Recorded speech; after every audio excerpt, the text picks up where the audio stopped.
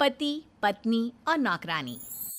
शीतल और अभिमन्यु की शादी को 5 साल हो चुके थे, लेकिन अभी तक उनका कोई बच्चा नहीं हुआ था। इसकी वजह से शीतल और अभिमन्यु परेशान रहते थे, लेकिन उन दोनों से ज्यादा परेशान थी शीतल की सास, यानी अभिमन्यु की माँ जानकी देवी। जानकी देवी चाहती थी कि जल्दी से जल्दी उनकी गोद में पोता या पोती आ जाए, और इसीलिए वो अपनी बहू शीतल को लेकर एक दिन हॉस्पिटल पहुंची। डॉक्टर मैडम, जरा ठीक से चेक करके बताइए ना। कई बड़े बड़े डॉक्टर को दिखाया है, लेकिन मेरी बहू माँ ही नहीं बन पाती। मैंने शीतल को बहुत अच्छे से चेकअप किया है। देखिए, बात यह है कि शीतल के अंदर माँ बनने की कैपेसिटी नहीं है। ये आप क्या कह रही हैं डॉक्टर साहब? कोई तो इलाज होगा ना, कोई दवाई दे दीजिए। देखिए, कुछ प्रॉब्लम ऐसी होती है जिनका कोई ट्रीटमेंट नहीं होता। आई एम सॉरी टू से, लेकिन शीतल कभी माँ नहीं बन सकती, क्योंकि उसके यूट्रस में अंदर से ही कुछ प्रॉब्लम है। घर आने के बाद क्या हुआ माँ? कहाँ लेकर गई थी आप शीतल को? अरे कहाँ लेकर जाती, डॉक्टर मैडम के पास ले गई थी, लेकिन तेरी बीवी तो कभी माँ बन ही नहीं सकती। मम्मी जी, इसमें मेरी क्या गलती? अगर अंदर से कोई प्रॉब्लम है तो उसमें मैं भी कुछ नहीं कर सकती। जानती हूँ, ये बात डॉक्टर के मुंह से सुन चुकी हूँ। अब दोबारा मेरे सामने इस बात का गाना मत गा। अरे माँ, परेशान होने की जरूरत नहीं है, हम सोचते हैं ना कुछ। अरे क्या सोचेगा तू? जब डॉक्टर कह चुका है कि तेरी बीवी माँ नहीं बन सकती, तो बता क्या सोचेगा तू? कहाँ से लाएगा बच्चा? माँ, ये तो मैं भी नहीं जानता। अभिमन्यु, क्यों ना हम अनाथ आश्रम से एक बच्चा गोद ले आए? क्या फर्क पड़ता है बच्चा हमारा हो या गोद लिया हुआ? हाय, बड़ी बातें बनाने वाली। क्या फर्क पड़ता है? अरे क्यों फर्क नहीं पड़ता? मुझे इस वंश को आगे बढ़ाने के लिए मेरे बेटे का खून चाहिए, किसी दूसरे का नहीं। लेकिन माँ, आप जानती हैं कि ये अब पॉसिबल नहीं है। मैं कुछ नहीं जानती। मैं किसी पराये की औलाद को इस घर में अपना पोता या पोती बन के बढ़ता हुआ नहीं देख सकती। मेरा वंश मेरे बेटे के खून से ही आगे बढ़ेगा। लेकिन मम्मी जी, ऐसा कैसे हो पाएगा? आप अच्छी तरह जानती है ना, मेरा और अभिमन्यु का बच्चा नहीं हो सकता। तो मैं अपने बेटे की दूसरी शादी करवाऊंगी, और अपनी दूसरी बीवी से ये मुझे बच्चा पैदा करके देगा। ये आप क्या कह रही हैं माँ? मैं किसी और से शादी नहीं करने वाला। मेरे रहते हुए आप अभिमन्यु की शादी किसी और से करवाएंगी? मम्मी जी, आप ऐसा कैसे कर सकती हैं? तू बस देखती जा बहू, मैं ऐसा कैसे कर सकती हूँ। कुछ दिनों के बाद, अभिमन्यु, मैंने तेरे लिए लड़की ढूंढ ली है। माँ, मैं आपको कितनी बार समझाऊं, मुझे किसी से शादी नहीं करनी है।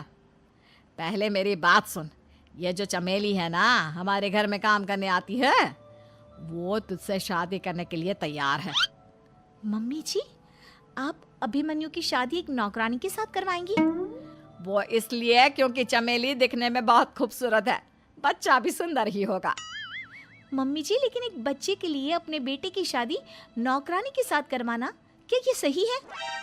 अगर अभिमन्यु ने शादी नहीं की ना, तो मैं अपनी जान दे दूंगी।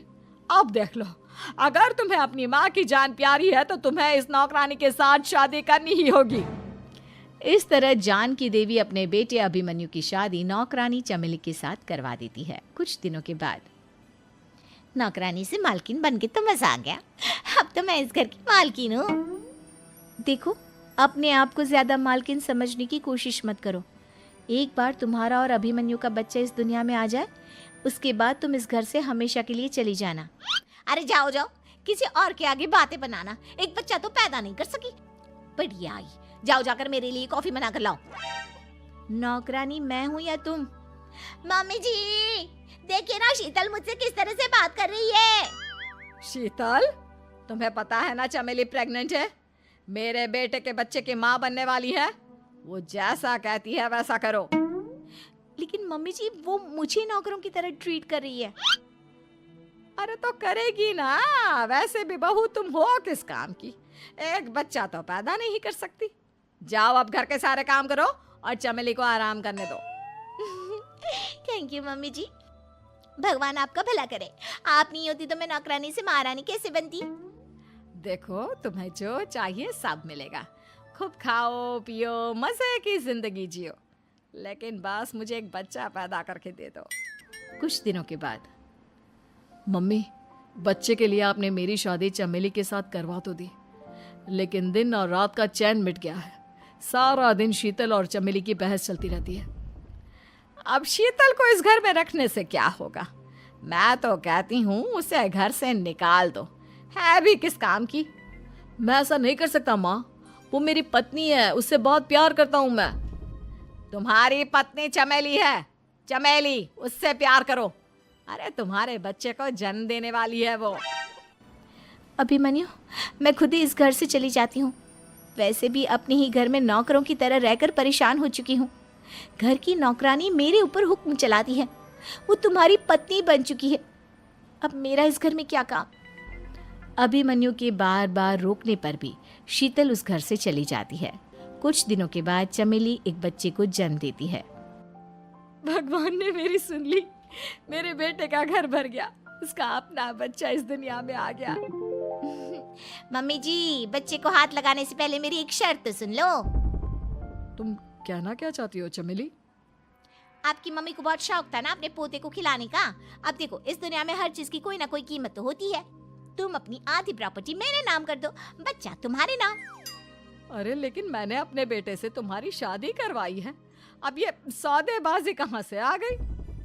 जो औरत अपनी बहू को घर से निकाल कर एक नौकरानी के साथ अपने बेटे की शादी करवा दे, वो तो सौदेबाजी कर ही सकती है ना। उसका कैसे भरोसा कर सकते हैं? मुझे बस आप लोगों की प्रॉपर्टी चाहिए, उसके बाद ही बच्चे को आप हाथ लगा सकते हैं। मैंने कहा था ना मम्मी, आप गलत कर रही हैं। देखिए, उसका नतीजा आपके सामने है। जब शीतल को पता चलता है कि अभिमन्यु और चमेली का बच्चा दुनिया में आ गया है, तो वो अपने घर पहुंचती है। अभिमन्यु, कहाँ है आपका बच्चा? क्या मैं उसे देख सकती हूँ? कुछ भी मत पूछो शीतल, माँ की हुई एक गलती हम लोगों पर भारी पड़ रही है। वो नौकरानी अपनी औकात पर आ गई है और अब हमसे अपनी आधी प्रॉपर्टी मांग रही है, वो भी बच्चे के बदले में। एक बात कहूँ अभिमन्यु, आप उसे कुछ भी देने से मना कर दो। अरे कैसी बात कर रही हो? मेरे बेटे की औलाद है उसके पास, ऐसे कैसे मना कर दे? मम्मी जी, वो अभिमन्यु का बच्चा नहीं है, वो चमेली और उसके बॉयफ्रेंड का बच्चा है। ये तुम क्या कह रही हो शीतल? ये देखिए वीडियो, चमेली और उसका बॉयफ्रेंड आपस में बातें कर रहे हैं कि उन दोनों ने मिलकर आपको बेवकूफ़ बनाया है और अब इस बच्चे के बदले आपसे प्रॉपर्टी भी हड़प लेंगे। हे भगवान, ये मुझसे क्या हो गया? ना तो बच्चा मिला और अपने बेटे की नौकरानी के साथ शादी करवा दी सो अलग। अब क्या होगा? मुझे माफ़ कर दो शीतल, मेरी वजह से तुम्हें बहुत तकलीफ हुई है। अभिमन्यु, मैंने कहा ना, उस नौकरानी को उसके बच्चे सहित इस घर से बाहर निकाल दो। लगता है मेरे अभिमन्यु का बाप बनने का सपना अधूरा ही रह जाएगा। अभिमन्यु, अपनी मम्मी से कहो कि परेशान ना हो। आपको याद है एक बार हम एक IVF सेंटर गए थे, मैंने फिर से वहाँ जाकर बात की थी और आपको पता है इस बार मैं प्रेग्नेंट हूँ, क्योंकि हमने वहाँ पर प्रोसीजर करवाया था जिसकी वजह से मैं प्रेग्नेंट हो गई थी और इस बात का पता मुझे बस कुछ महीने पहले ही लगा है। हमारा बच्चा इस दुनिया में आने वाला है अभिमन्यु। मुझे माफ कर दो शीतल बहू, मुझसे बहुत बड़ी गलती हो गई। कोई बात नहीं माँ, लेकिन अब हमें उस धोखेबाज नौकरानी को इस घर से बाहर निकालना है और इस घर की मालकिन को वापस घर लाना है, वो भी अपने बच्चे के साथ।